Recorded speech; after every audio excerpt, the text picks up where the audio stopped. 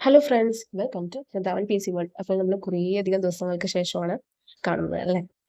അപ്പോൾ വേറൊന്നും കൊണ്ടല്ല, നമുക്കറിയാലോ സെക്രട്ടറിയേറ്റ് അസിസ്റ്റന്റ് മെയിൻസിന്റെ എക്സാം നെക്സ്റ്റ് വീക്കാണ്. അപ്പോൾ പേപ്പർ 1 പേപ്പർ 2 എന്ന് പറഞ്ഞ രണ്ടെണ്ണം ഉണ്ട്. അപ്പോൾ അതിന്റെ പഠിത്തത്തിന്റെ തിരക്കിലും അതുപോലെ വേറെ ചില കാര്യങ്ങളുടെ ഓട്ടത്തിലും ഒക്കെ ആയിരുന്നു. അത് കാരണമാണ് എനിക്ക് വീഡിയോ ഒന്നും ഇടാൻ സാധിക്കാതിരുന്നത്. സ്റ്റഡി പ്ലാനെ കുറിച്ചോ അതുപോലെ നമ്മുടെ ക്ലാസ്സസ് അതിനെക്കുറിച്ചോ ഒന്നും എനിക്ക് പറയാൻ സാധിച്ചില്ല. അപ്പോൾ അതിനെക്കുറിച്ചുള്ള കംപ്ലീറ്റ് കാര്യങ്ങൾ ഞാൻ ഈ വരുന്ന സൺഡേ ഒരു വീഡിയോ ആയിട്ട് ചെയ്യുന്നതായിരിക്കും കേട്ടോ. എന്താണ് ഫുൾ ഡീറ്റെയിൽസ്, സ്റ്റഡി പ്ലാൻ എങ്ങനെയാണ് എന്നുള്ളതൊക്കെ, എന്ന് തുടങ്ങും, എങ്ങനെ ഫോളോ അപ്പ് ചെയ്യണം എന്നുള്ള മറ്റുള്ള കാര്യങ്ങളൊക്കെ ഞാൻ അതിൽ പറയാം. ഇന്നത്തേല് നമ്മൾ ഓൾറെഡി ഈ ന്യൂ SCERT പാഠഭാഗങ്ങൾ ഞാൻ എങ്ങനെയാണ് എടുക്കാൻ ശ്രമിക്കുന്നത് എന്നുള്ളത് നിങ്ങളോട് പറഞ്ഞു തന്നിട്ടുണ്ടായിരുന്നു. ഓക്കെ, അപ്പോൾ അതിന്റെ എക്കണോമിക്സിന്റെ ഏരിയയിൽ നിന്നുള്ള ഒരു പാഠഭാഗമാണ് നമ്മൾ നോക്കിയത്. അതിനു മുൻപ് പുതിയ SCERT പാഠഭാഗത്തിന്റെ വീഡിയോ ഞാൻ വേറെയും ചെയ്തിട്ടുണ്ട്.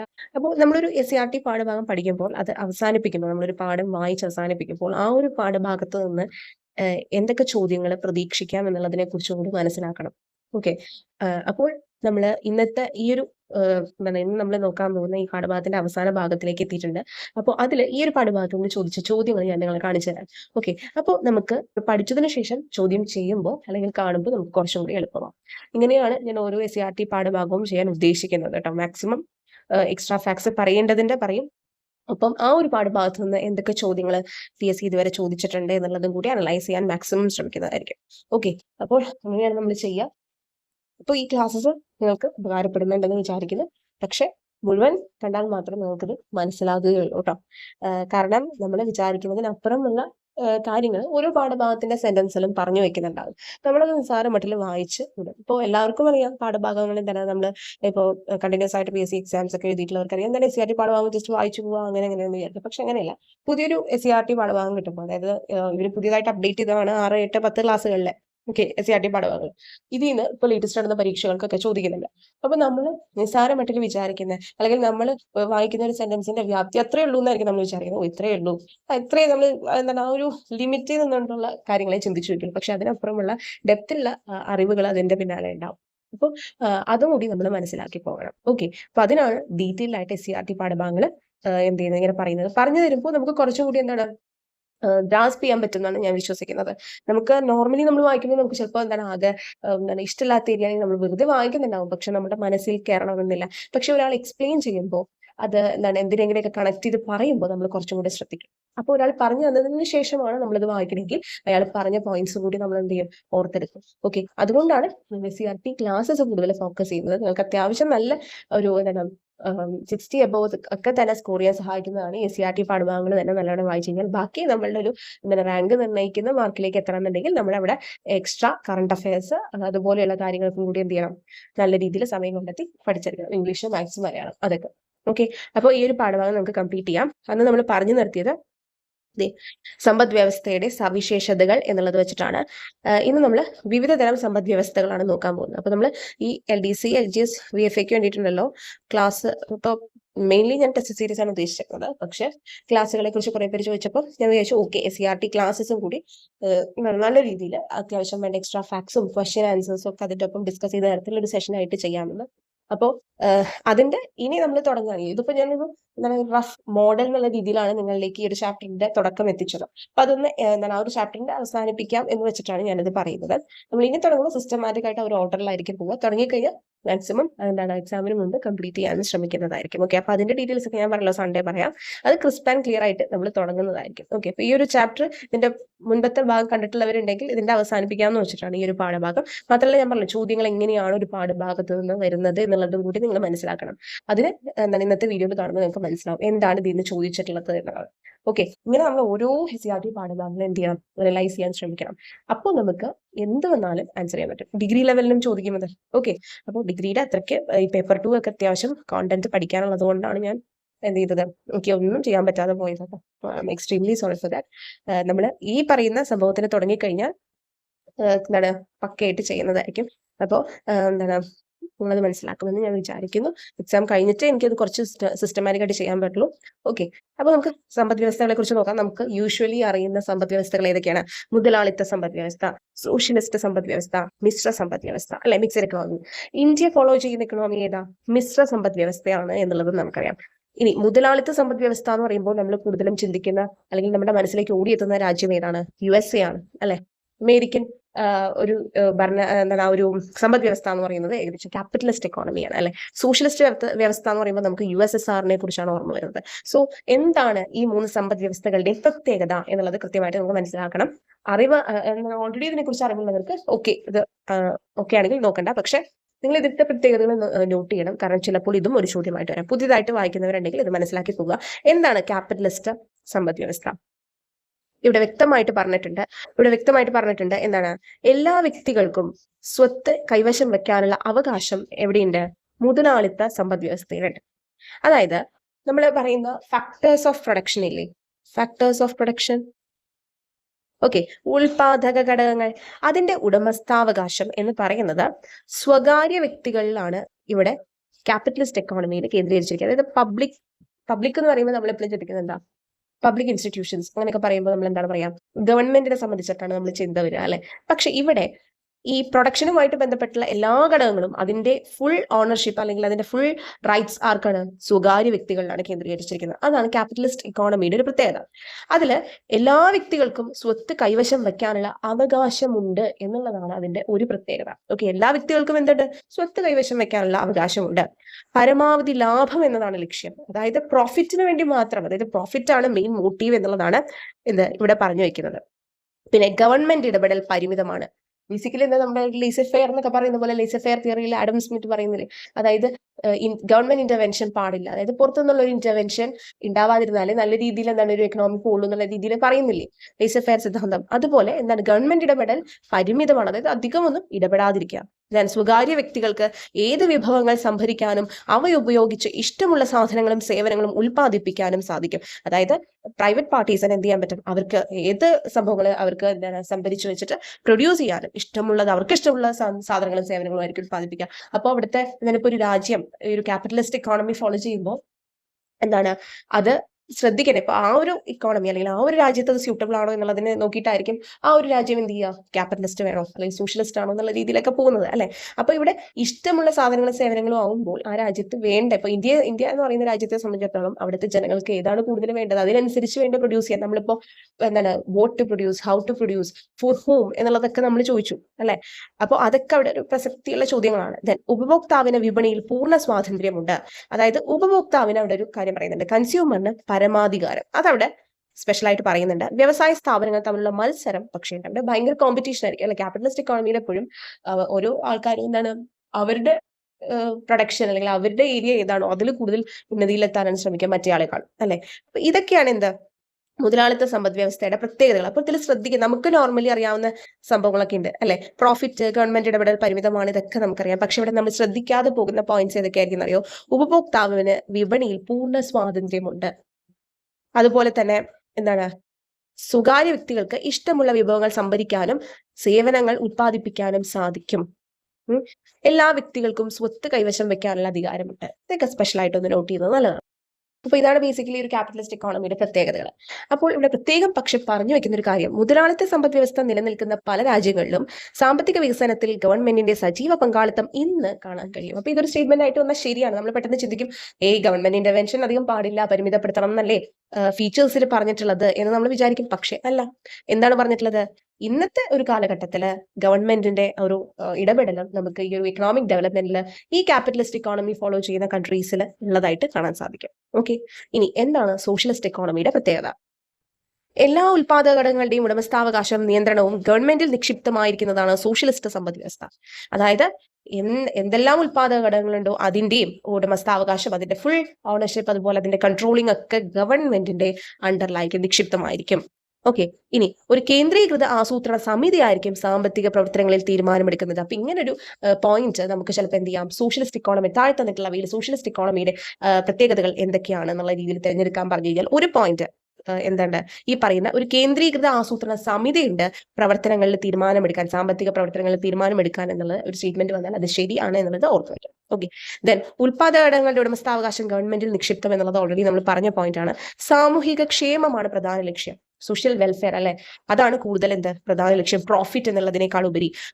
വിപണിയുടെ മേൽ ഗവൺമെന്റിന്റെ നിയന്ത്രണം, വിപണിയുടെ മേലെ ഗവൺമെന്റിന്റെ പൂർണ്ണ നിയന്ത്രണം ഉണ്ടാണ്.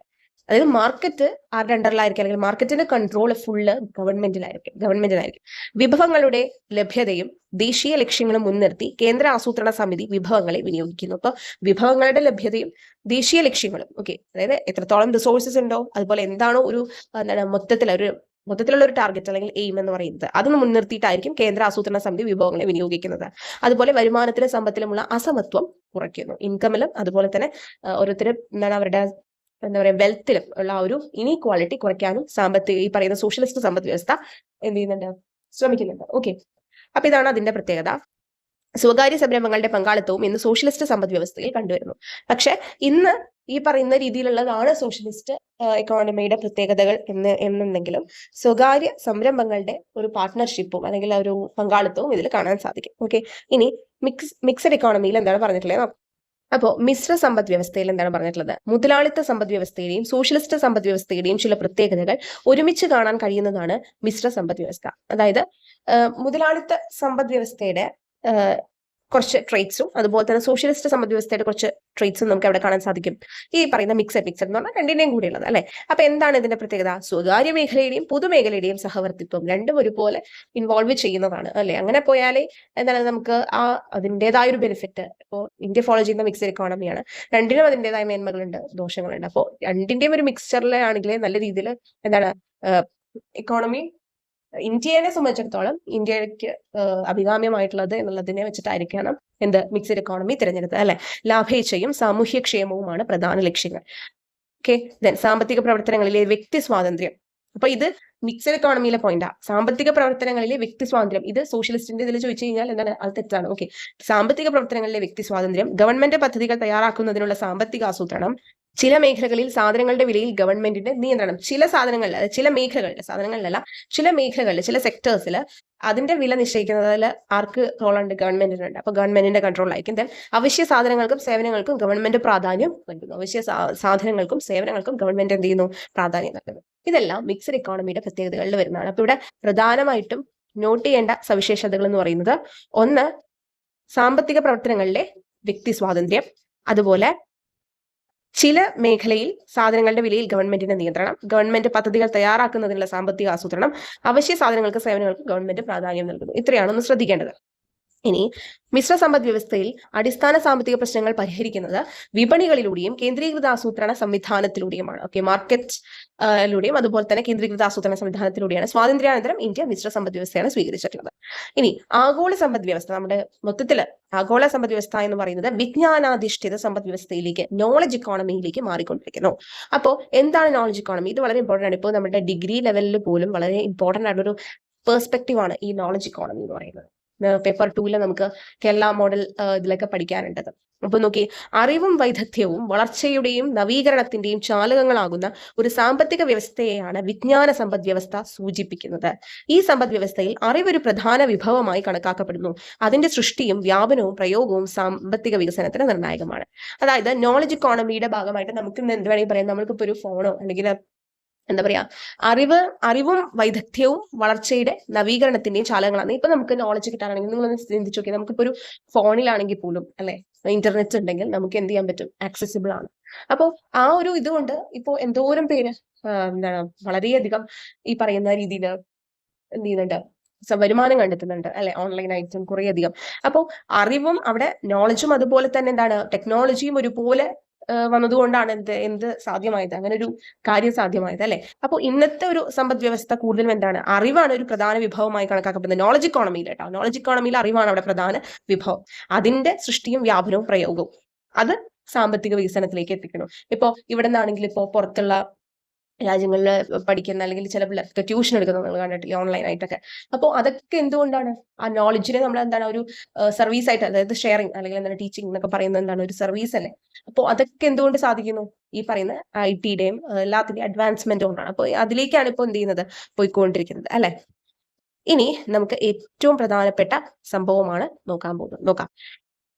നമ്മള് ഈ പറയുന്ന സാമ്പത്തിക ശാസ്ത്രം, എക്കണോമിക്സ് എന്ന് പറയുന്ന സംഭവത്തിനെ ഡിഫൈൻ ചെയ്യാൻ തന്നു കഴിഞ്ഞാൽ ഒരു മനുഷ്യന്റെ ഡേ ടു ഡേ ലൈഫിൽ എന്തൊക്കെ കാര്യങ്ങൾ വരുന്നത്, ഇപ്പൊ ബഡ്ജറ്റ്, ബാങ്കിങ്, അതിപ്പോ ഒരാളുടെ ജീവിതത്തിലാണെങ്കിൽ നമ്മൾ പറയില്ലേ ഞാൻ ഇന്നൊരു ബഡ്ജറ്റിലേ ചെയ്യുള്ളൂ കാര്യങ്ങൾ. അതായത് നമുക്കൊരു ഡേ ടു ഡേ ലൈഫിൽ എന്തൊക്കെ കാര്യങ്ങൾക്ക് വേണ്ടി നീക്കി വെക്കണം, എന്തൊക്കെ കാര്യങ്ങളിലേക്ക് ഇനി എന്താണ് ചെലവാക്കണം എന്നൊക്കെ ഒരു ബഡ്ജറ്റ് ഏതൊരു ചെറിയൊരു മനുഷ്യനാണെങ്കിലും അവന്റെ മനസ്സിലാണെങ്കിലും ഉണ്ട് അല്ലെ. ദെൻ ബാങ്കിങ്, കമ്പോളം, സാധന സേവനങ്ങൾ, ഇതെല്ലാം എന്തിൽ ഉൾപ്പെടുന്നു? സാമ്പത്തിക ശാസ്ത്രത്തിൽ ഉൾപ്പെടുന്നു. ആദ്യകാലത്ത് അപ്പൊ നിങ്ങൾ ഇവിടെ ഒരു ഹിസ്റ്ററിയാണ് പറയുന്നത്. ആദ്യകാലത്ത് സമ്പത്തിന്റെ ശാസ്ത്രം എന്ന നിലയിലാണ് സാമ്പത്തിക ശാസ്ത്രം അറിയപ്പെട്ടിരുന്നത്. ഓക്കെ, സമ്പത്തിന്റെ ശാസ്ത്രം. ഇതിന്റെ പ്രധാന വക്താവായിരുന്നു ആര്? നമ്മള് സാമ്പത്തിക ശാസ്ത്രത്തിന്റെ പിതാവായിട്ട് കണക്കാക്കപ്പെടുന്ന ആഡം സ്മിത്ത്. ഓക്കെ, സമ്പത്തിന്റെ ശാസ്ത്രം എന്നുള്ള നിലയിലാണ് ഉണ്ടായിരുന്നത്. പിന്നെ ആൽഫ്രഡ് മാർഷലാണ് എന്താണ് ക്ഷേമത്തെക്കുറിച്ച് പ്രതിപാദിക്കുന്ന ശാസ്ത്രമായിട്ട് സാമ്പത്തിക ശാസ്ത്രത്തെ രൂപപ്പെടുത്തിയത്. ഓക്കെ, ആൽഫ്രഡ് മാർഷൽ എന്ത് പറഞ്ഞു? ക്ഷേമത്തെക്കുറിച്ചാണ്, അതിനെക്കുറിച്ചാണ് പ്രതിപാദിക്കുന്ന ഒരു ശാസ്ത്രമാണ് സാമ്പത്തിക ശാസ്ത്രം. വെൽഫെയർ എന്നുള്ള രീതിയിലേക്ക് ആൽഫ്രഡ് മാർഷലാണ് മുന്നോട്ട് ആ ഒരു ആശയം കൊണ്ടുവരുന്നത്. പിന്നെ മനുഷ്യന്റെ ആവശ്യങ്ങളും പരിമിതമായ വിഭവങ്ങളും തമ്മിലുള്ള ബന്ധത്തെക്കുറിച്ച് ചർച്ച ചെയ്യുന്ന ശാഖയായി സാമ്പത്തിക ശാസ്ത്രത്തെ ലയണൽ റോബിൻസ് വിഭാവനം ചെയ്തു. ഇതെല്ലാം ചോദ്യങ്ങളാവാൻ സാധ്യതയുള്ള വെരി വെരി ഇമ്പോർട്ടന്റ് ആയിട്ടുള്ള പോയിന്റ്സ് ആണ്. ഓക്കെ, അപ്പൊ ഇങ്ങനെ തന്നെയായിരിക്കും നമ്മൾ എന്ത് ചെയ്യുക, നമ്മളുടെ LDC, LGS, VFAക്ക് വേണ്ടി എടുക്കുക. ഞാൻ പറഞ്ഞാൽ അതിന്റെ ഒരു മോഡൽ 2 അല്ലെങ്കിൽ ഒരു ഡെമോ 2 എന്നുള്ള രീതിയിൽ നിങ്ങൾ എടുത്താൽ മതി. മറ്റേത് അധികം ആരും കണ്ടിട്ടില്ല. അപ്പോൾ ഇത് കാണുന്നവർ തീർച്ചയായിട്ടും മനസ്സിലാക്കുക, ഇങ്ങനെയാണ് ഞാൻ എടുക്കാൻ ഉദ്ദേശിക്കുന്നത്. നിങ്ങൾക്ക് എന്തെങ്കിലും സജഷൻസ് ഉണ്ടെങ്കിൽ പറയാം.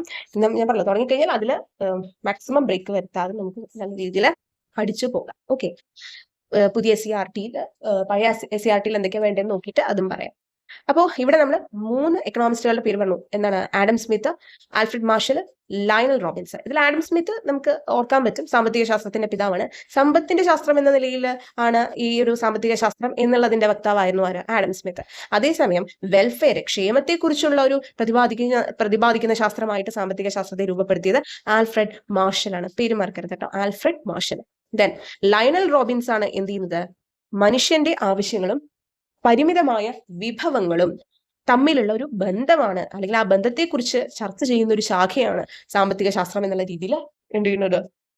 വിഭാവനം ചെയ്ത്. അപ്പൊ ഇത് ഓർക്കാൻ വേണമെങ്കിൽ ലയൺ എന്ന് ആലോചിച്ചാൽ മതി. ലയൺ എവിടെയാ? നമ്മുടെ എൻവയറൺമെന്റിലെ കാട്ടിൽ അല്ലെ, നമ്മുടെ പരിസ്ഥിതിയിൽ, നമ്മുടെ ചുറ്റുപാടിൽ നമ്മളിപ്പോ ഫോറസ്റ്റ് എന്നുള്ള ഒരു ഏരിയ എടുത്തു കഴിഞ്ഞാൽ അവിടെ കാണുന്ന മൃഗമാണ് ലയൺ അല്ലെ. അപ്പോൾ മനുഷ്യന്റെ ആവശ്യങ്ങൾ, അതുപോലെ തന്നെ പരിസ്ഥിതിയുമായിട്ട് വിഭവങ്ങൾ, അതുമായിട്ട് റിലേറ്റ് ചെയ്യുന്ന പരിസ്ഥിതിയിൽ അല്ലെങ്കിൽ പരിസ്ഥിതി കാണുന്ന ഫോറസ്റ്റിലാണല്ലോ ലയൺ. അപ്പോൾ ലയണൽ റോബിൻസ് ആണ് അത് പറഞ്ഞത്. ഓർക്കാനുള്ള എളുപ്പത്തിനാണ് കേട്ടോ ഞാനത് കണക്ട് ചെയ്ത് പറഞ്ഞത്. നിങ്ങൾക്ക് വേറെ ഏതെങ്കിലും തരത്തിൽ ഓർക്കാൻ പറ്റുമെങ്കിൽ അങ്ങനെ ചെയ്താൽ മതി. ഓക്കെ, അപ്പോൾ അവരുടെ പിക്ചേഴ്സ് ഒക്കെ ഇവിടെ തന്നിട്ടുണ്ട്. Adam Smith, Alfred Marshall, Lionel Robbins. ഇനി സാമ്പത്തിക ശാസ്ത്രത്തിന്റെ വികസനത്തിന് പ്രചോദനമായ ചില ആശയങ്ങളാണ് നമ്മൾ ഇനി നോക്കാൻ പോകുന്നത്. വളരെ ഇമ്പോർട്ടന്റ് ആണ്, ഇതെല്ലാം നിങ്ങൾ ശ്രദ്ധിക്കണം.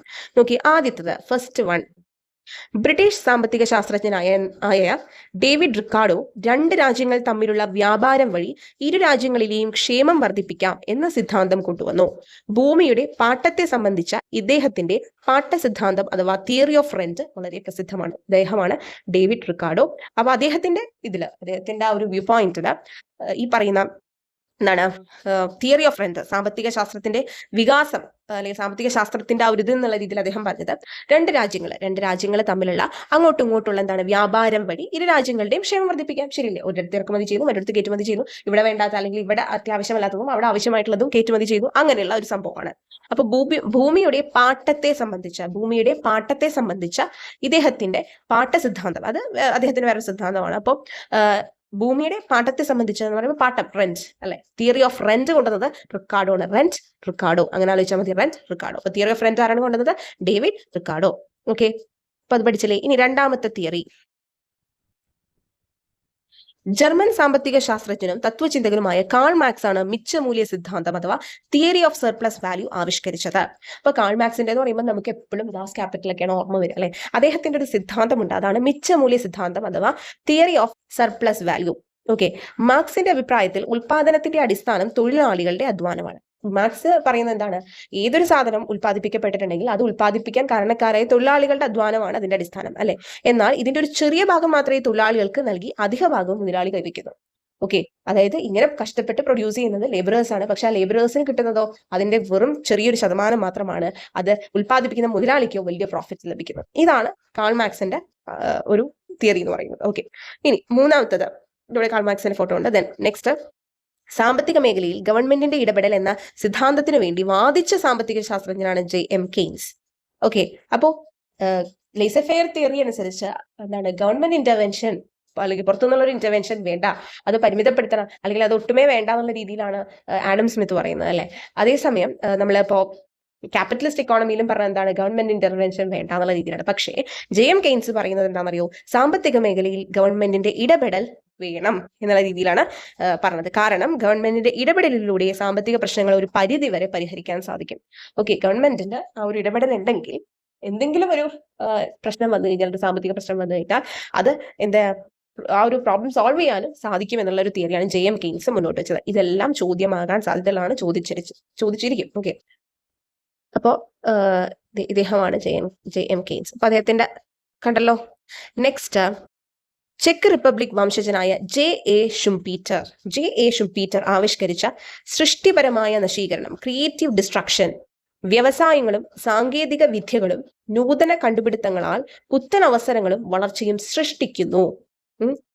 അതായത് ഒരു ഇൻഡസ്ട്രി അല്ലെങ്കിൽ പുതിയൊരു ടെക്നോളജി വരുമ്പോൾ എന്താണ്, പുതിയ കാര്യങ്ങളാണ്, പുതിയ ഇന്നോവേഷൻ അല്ലെങ്കിൽ പുതിയ കാര്യങ്ങൾ വരുമ്പോൾ അവിടെ പുത്തൻ അവസരങ്ങളാണ് വരുന്നത് അല്ലെ. ഇപ്പോൾ നമ്മുടെ ടെക്നോളജി അഡ്വാൻസ്ഡ് ആയതുകൊണ്ടാണ് ഇപ്പോൾ AI ഒക്കെ വന്നു. അപ്പോൾ എന്താണ്, സ്വാഭാവികമായിട്ടും AI റിലേറ്റഡ് ആയിട്ടുള്ള കാര്യങ്ങൾ വന്നു. അപ്പോൾ കുറേയധികം എന്താണ്, ഇപ്പോൾ എന്തെങ്കിലും ഫീൽഡിലാണെങ്കിൽ, AI ബേസ്ഡ് ഫീൽഡിലാണെങ്കിൽ അവിടെ വർക്ക് ചെയ്യാൻ കുറെ പേർക്ക് അവസരം കിട്ടുന്നു, പുതിയ അവസരങ്ങൾ കിട്ടുന്നു, വളർച്ച സൃഷ്ടിക്കുന്നു. എന്നാൽ നിലവിലുള്ള വ്യവസായങ്ങളും സാങ്കേതിക വിദ്യകളും നൂതന കണ്ടുപിടുത്തങ്ങളാൽ തടസ്സപ്പെടുകയോ നശിക്കുകയോ ചെയ്യുന്നുവെന്ന് ആണ് ഇദ്ദേഹം അഭിപ്രായപ്പെട്ടത്. അതായത് നിലവിൽ ആ ഒരു പുതിയ സംഭവം വരുന്നത് വരെ ഉണ്ടായിരുന്ന എന്തൊക്കെ കാര്യങ്ങളുണ്ടോ അതിന് ഒരു തടസ്സം ഉണ്ടാവുകയോ അല്ലെങ്കിൽ അത് പൂർണ്ണമായിട്ട് എന്താണ്, അല്ലെങ്കിൽ നശിക്കപ്പെടുകയോ ചെയ്യുന്നു.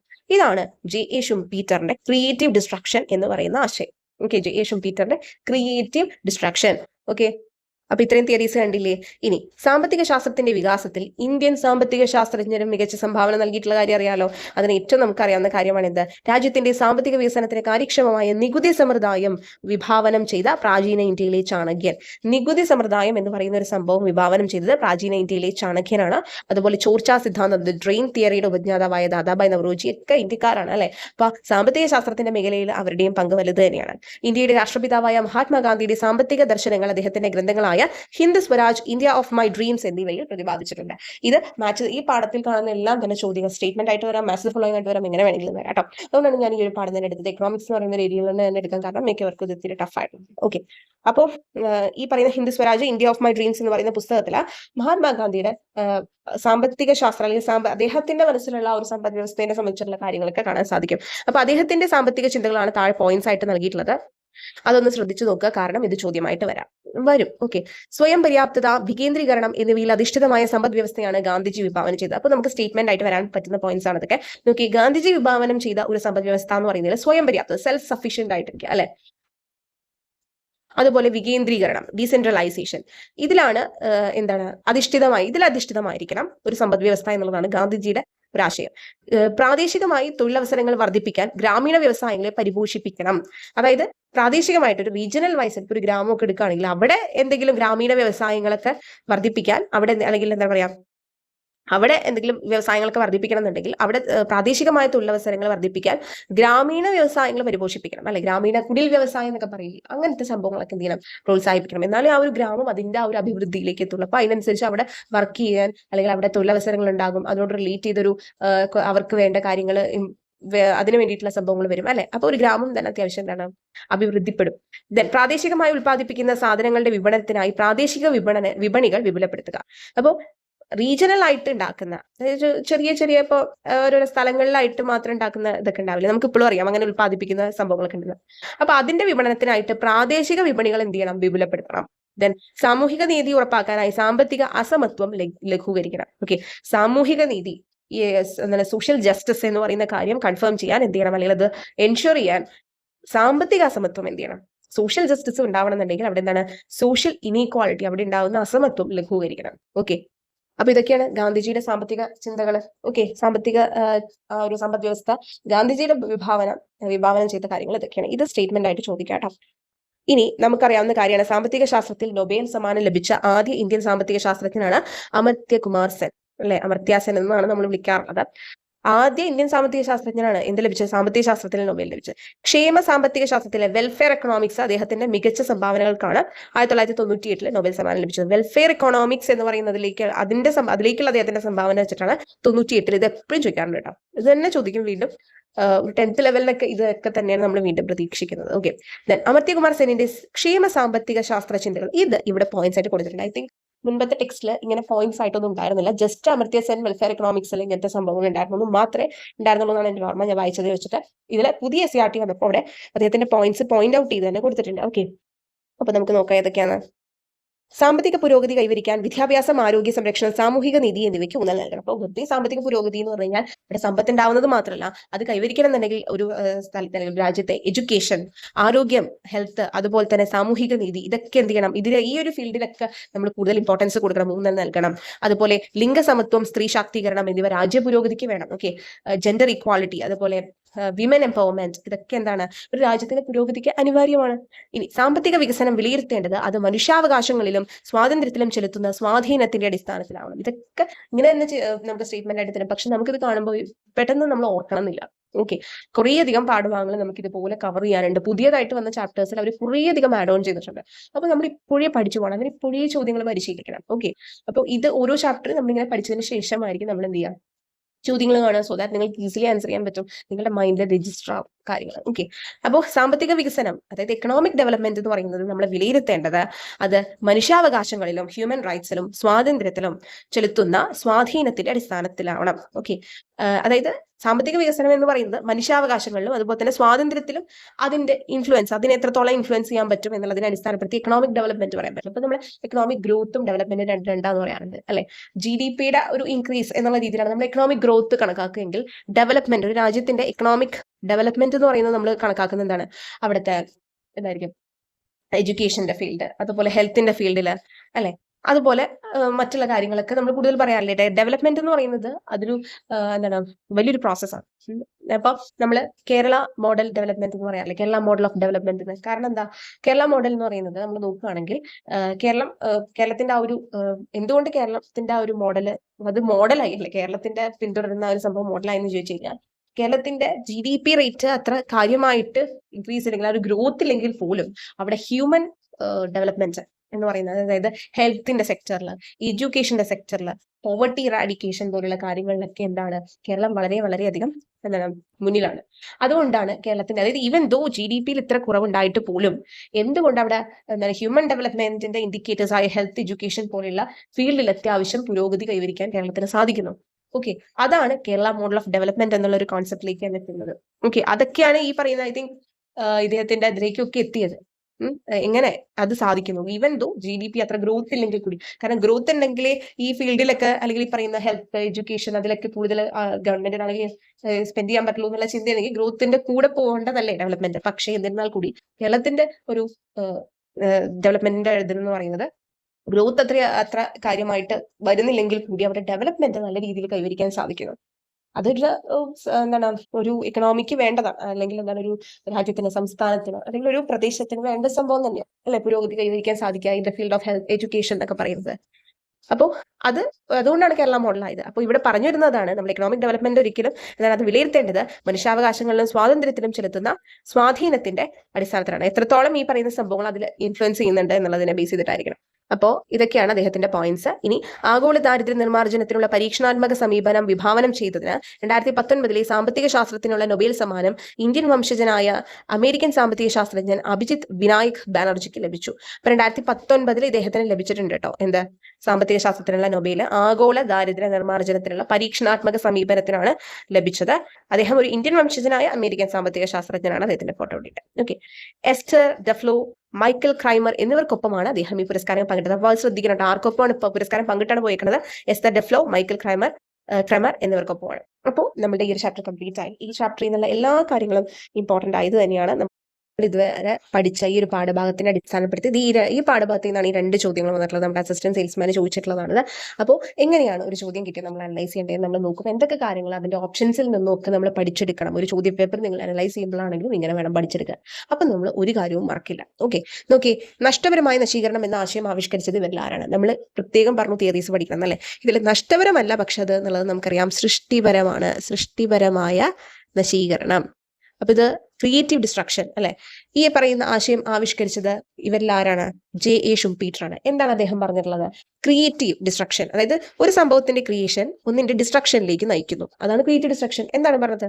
അതായത് ഒരു സമ്പദ് വ്യവസ്ഥയിൽ നിലവിലുള്ള ഇതിനേക്കാളും അപ്പുറം, അതായത് പുതിയ ആശയങ്ങൾ, അതുപോലെ പുത്തൻ രീതികൾ, ടെക്നോളജിയൊക്കെ വരുമ്പോൾ അവിടെ തീർച്ചയായിട്ടും പുത്തൻ അവസരങ്ങളും വളർച്ചയൊക്കെ ഉണ്ടാവും. പക്ഷേ അറ്റ് ദ സെയിം ടൈം അവിടെ നിലനിന്നിരുന്ന് പോയ എന്താണ് ആ ഒരു വ്യവസായത്തെയും ആശയങ്ങളെയും അല്ലെങ്കിൽ അത് എന്ത് ചെയ്യും, തടസ്സപ്പെടുത്തും, അല്ലെങ്കിൽ പൂർണ്ണമായി നശിപ്പിക്കും എന്നുള്ള രീതിയിലാണ് പറഞ്ഞത്. അതാണ് ക്രിയേറ്റീവ് ഡിസ്ട്രക്ഷനിലൂടെ അദ്ദേഹം പറഞ്ഞു വെച്ചത്.